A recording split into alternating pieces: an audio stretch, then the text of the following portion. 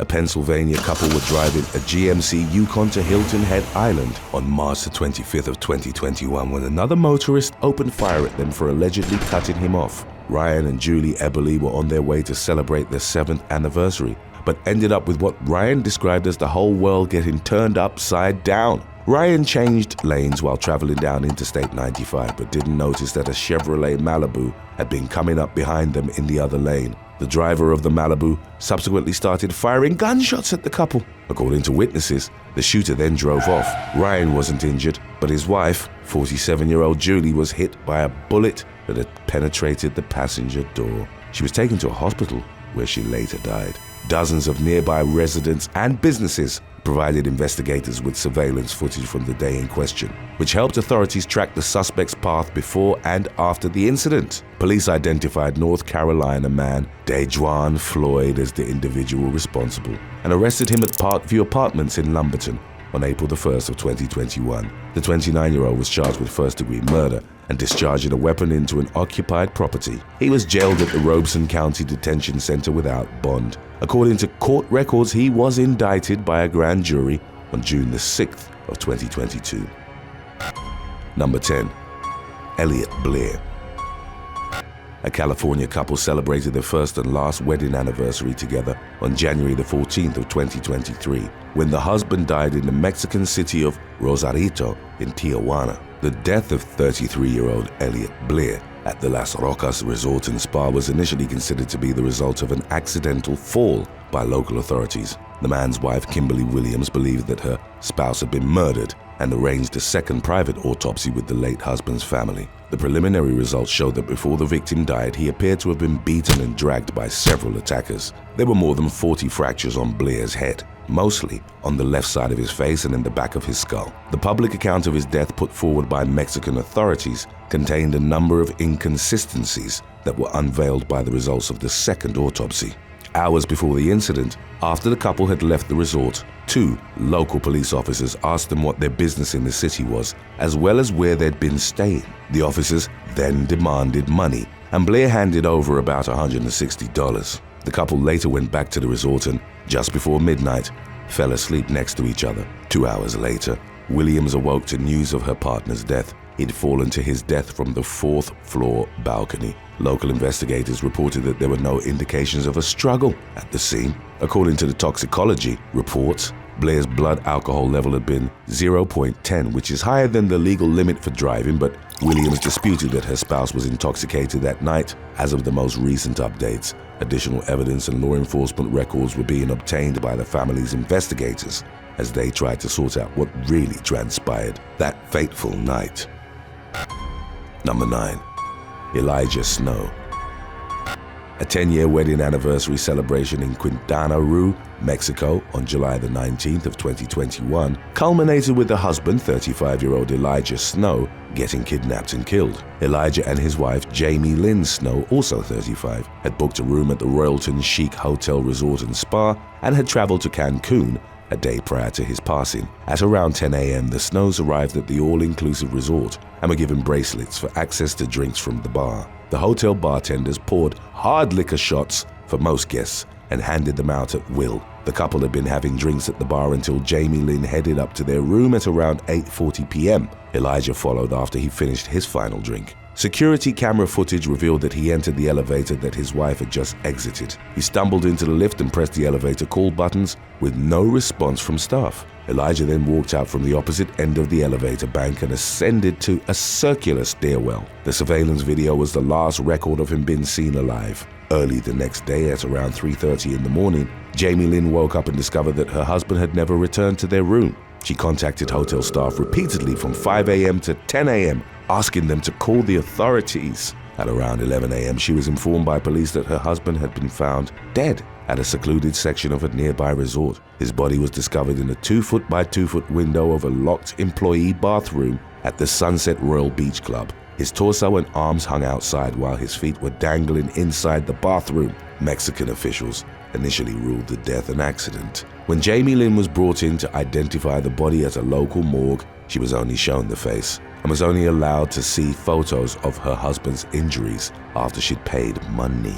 Multiple bruises on Elijah's body were consistent with a beating. Additionally, mud and dirt were found on his body, indicating he'd been dragged and there was no cash left in his wallet. The victim's family sued the Mexican resort, whom they accused of negligence, withholding important information and disregarding customer safety.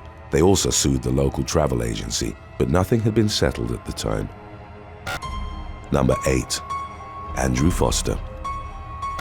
At around 2 p.m. on September the 27th of 2017, a climber from Wales died after a sheet of granite collapsed in California's Yosemite National Park. The climb was serving as a first wedding anniversary celebration for 32-year-old Andrew Foster and his wife Lucy, aged 28. According to the Cardiff couple's friends, hiking Yosemite was one of the Fosters' big dreams. On the day in question, they were nearing the end of a 3-week trip and had saved the most challenging climb for last. They were finalizing a route on the iconic rock face El Capitan when rocks from a height of 656 feet plummeted to their position.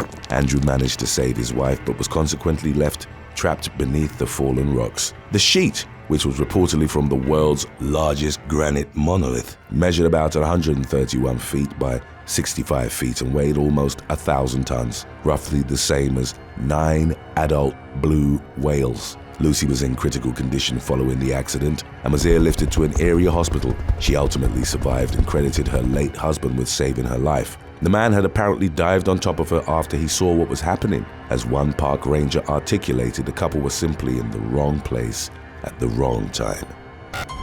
Number 7. Vincent Chiarea. Florida man Vincent Chiarea was found unresponsive at Sandals Emerald Bay on the Bahamian island of Great Exuma on the morning of May the 6th of 2022. The 64-year-old vacationer died from asphyxiation due to carbon monoxide poisoning, which allegedly resulted from a leak in the air conditioning unit at the resort where he, his wife, and their son were staying while celebrating the couple's wedding anniversary. Chiarea's wife, 65-year-old Donna, woke up paralyzed that morning while Vincent himself was lying on the floor not moving. The Georgetown police station was called after hotel staff found the unconscious man in his villa. When officers arrived at the scene, they were informed that on the other side of the villa, another American couple had also been found unresponsive. According to local officials, the other couple, Michael and Robbie Phillips, both in their 60s, had swollen arms and legs and showed signs of convulsion. Both the Phillips couple and Chiarea were later pronounced dead. Donna, who was in serious condition, was airlifted to a Florida hospital. According to Bahamian authorities, the carbon monoxide leak was an isolated incident. The Chiarea's 32-year-old son, Austin, said he was so heartbroken because his dad was everything to him. Number 6. Jenna Waldrop. At approximately 5:17 p.m. on November the 10th of 2019, the Polk County Sheriff's Office in Florida was alerted to a traffic accident on Winter Lake Road in Winter Haven. The crash reportedly involved a white Ford Transit van and a red and white Honda CBR 300 motorcycle. When officials arrived at the scene, the bike's 25-year-old rider, Jenna Waldrop, was found lying on the road with extensive physical trauma. She was taken to Lakeland Regional Health, where she was later pronounced dead. As Waldrop was headed west in the outside lane, she collided with the left front portion of the van. She was consequently thrust into the van's windshield. The driver of the Transit, 23-year-old Brianna Board, was accused of violating the motorcyclist's right-of-way. Board later told sheriff's deputies that she didn't see the motorcycle at all. Prior to the accident, Waldrop and her husband Kevin were riding their motorcycles to a celebration for their upcoming second wedding anniversary. Number 5. Rodel Batakabe. On the afternoon of December the 22nd of 2018, Rodel Batakabe was shot 8 times in Albay, Philippines, shortly after his candidacy in the 2019 election for Daraga mayor was announced. The 52-year-old politician was attending a Christmas gift-giving event for senior citizens in a small village when 2 armed individuals approached and gunned him down. His police escort was also shot and 6 elderly attendees were wounded. The victims were taken to a local hospital where Batakabe and the officer were later pronounced dead. The man and his wife, 50-year-old Gertie Batakabe, were supposed to have their wedding anniversary celebration after the gift-giving event. Gertie posted on social media that she was waiting for a call from her husband, but instead received a call about his death. On January the 3rd of 2019, authorities announced that Daraga's mayor at the time, Carlwyn Baldo, had ordered the killing. Baldo had reportedly sought re-election and to that end hired 6 men to eliminate the competition. A witness and the 6 suspected hitmen all identified Baldo as the mastermind of the plot, but he denied the allegations outright. In April of 2019, the disgraced mayor was charged with 2 counts of murder and 6 counts of attempted murder. Later that year, in September, Baldo filed to be granted bail of approximately $173,000 in the form of owned assets. His appeal was granted, but later deemed null and void in March 2023. Number 4. Elizabeth Barbara Arrietta.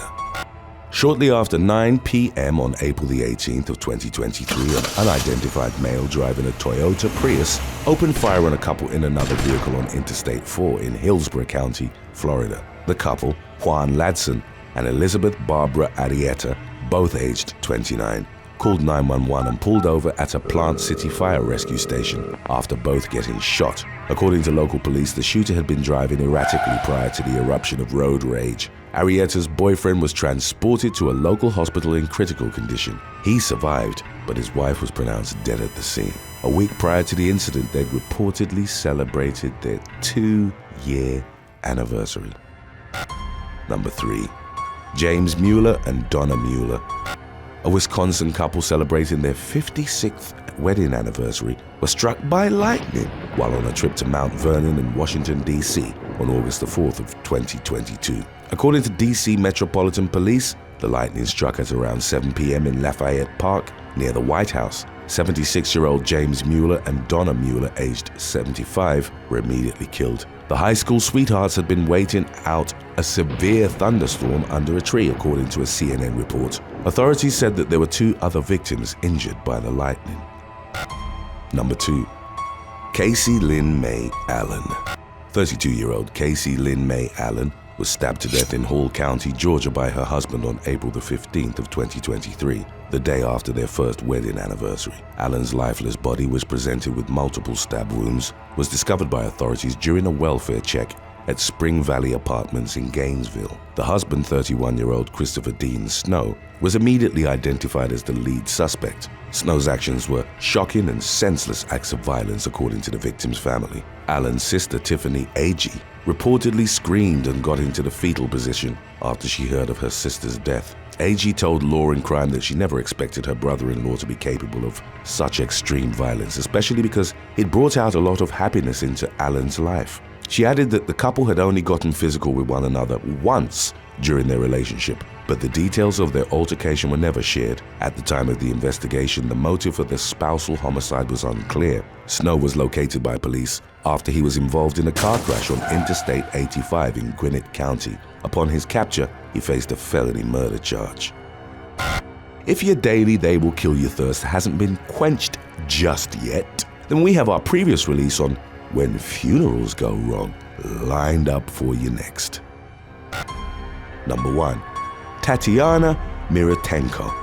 On July the 17th of 2018, Tatiana Mira Tenko was shot in Mexico City after 2 gunmen on a motorcycle attempted to kill a bouncer who worked at a bar nearby. The Chicago woman and her husband, James Hoover, both aged 27, were celebrating their first wedding anniversary and were trying to eat at as many Michelin-rated restaurants as they could. The couple and their friends reportedly went to a taqueria in the Lomas de Chapultepec neighborhood. As they were leaving the establishment, the gunmen arrived and opened fire on the 46-year-old bouncer, hitting him 5 times. The victim survived the attack, but Mira Tenko, who was hit with a stray bullet, died instantly. Surveillance footage showed the gunmen fleeing toward the state of Mexico, so law enforcement launched a manhunt. Family and friends were able to mourn Mira Tenko's sudden loss as her body was flown back to the U.S. and buried in Chicago. The woman's father said in an ABC interview that they'd already selected flowers for the wedding, but today they were looking at flowers for the funeral. Number 8. Brian Shake and Christina Calp.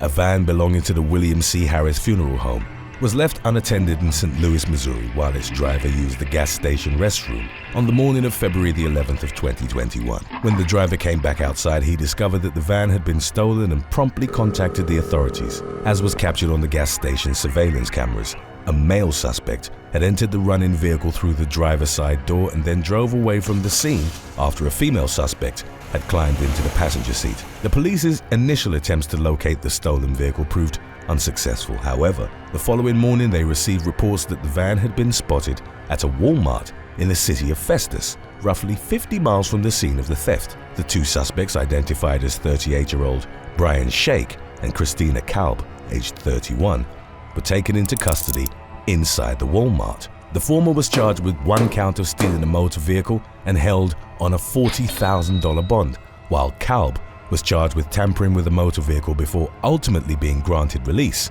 The police detailed how there'd been a deceased woman in the back of the funeral home van at the time of its theft, but they ensured that her body had been successfully recovered along with the vehicle itself. Number 7. The Minneapolis post-funeral shooting. On January the 22nd of 2022, roughly 100 people gathered for a luncheon in the community room of the Cora McCorvey Health and Wellness Center in Minneapolis, Minnesota, following a funeral ceremony. At about 3:30 p.m., a man reportedly entered the venue and began arguing with a woman who'd been in attendance, although the relationship between the two wasn't immediately made public. The shouting match grew increasingly more intense until the man allegedly took out a handgun and opened fire, hitting two people in the process. The victims, a male and female attendee, weren't identified by police in the incident's aftermath, but it was reported that they were taken to a nearby hospital in critical condition. The assailant fled the scene following the shooting, and as of the latest updates on the case, investigators were still working towards identifying him. Police say the man ran away and no arrests have been made. The connection between the shooters and those at the gathering is under investigation. Number 6. The funeral of Andrew Beasley. On January the 25th of 2022, Australian teenager Andrew Beasley died following a traffic accident in which his motorcycle collided with a truck. He'd been well known within the Queensland biker community for regularly helping out with charity rides. On February the 4th, several bikers, some of whom were identified as members of the Rebels Motorcycle Club, gathered to mourn Beasley's tragic death at a funeral ceremony in the town of Atherton. Subsequent reports indicated that local police officers had been staking out the ceremony and began targeting the mourners for various traffic offenses as they left the location of the wake. A total of 7 attendees were issued fines for wearing prohibited clothing associated with outlawed motorcycle gangs, while others were cited for obstructing traffic and neglecting to wear helmets. Local state MP Shane Knuth called the police's surveillance of Beasley's funeral and their subsequent intervention disrespectful. However, a spokesman for Queensland Police claimed that they targeted the event in the interest of public safety. The night before the slew of biker citations, a member of the Rebels Club was arrested and charged with assault after allegedly striking another man in the head at an Atherton pub. Number 5. The burial of Sadie Williams. On August the 20th of 2021, the children of the late Sadie Williams took part in a burial service for their mother after she'd passed away from COVID complications at the age of 87. Salima Lee, Ishmael Williams, and their 9 other siblings reportedly pre-planned the ceremony in order to ensure that their mother would be laid to rest within 72 hours of her death, in accordance with Islamic burial rites. Court documents detailed how Lee had begun to suspect that the body they were burying wasn't actually her mother's. She expressed her concerns to the operators of Slinger Hasgill Funeral Home in Amityville, New York, who reportedly assured her that the body was in fact her mother's and that it simply looked different due to the embalming process it had recently undergone. The day after the ceremony, however, Slinger Hasgill called Lee to inform her that she'd been correct in her suspicions. There had reportedly been a mix-up at the funeral home that resulted in the wrong woman's body being buried in the plot next to Sadie Williams' late husband. A second funeral with the proper modifications took place on September the 8th, but Lee and her siblings reportedly filed a lawsuit against the funeral home in which they sought $33 million in compensatory damages and $55 million in punitive damages. That's my mother. I just know it. That's I'm always missing and everything. I'm just sick. I'm sick. So now I have to let that other family know. Number 4.